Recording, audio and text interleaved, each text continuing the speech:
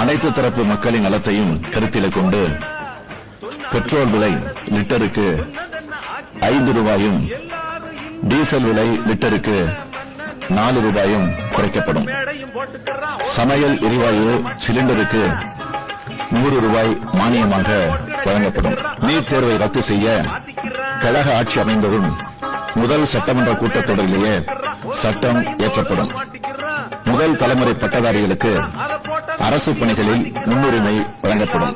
இலங்கையில் நடந்த இனப்படுகொலை குறித்து சர்வதேச விசாரணை நடத்த உலக நாடுகளை மத்திய அரசு வலியுறுத்த நடவடிக்கை எடுக்கப்படும். இந்தியாவில் வசிக்க விரும்பும் அகதிகளுக்கு இந்திய குடியுரிமை பெற்றுத்தர நடவடிக்கை எடுக்கப்படும்.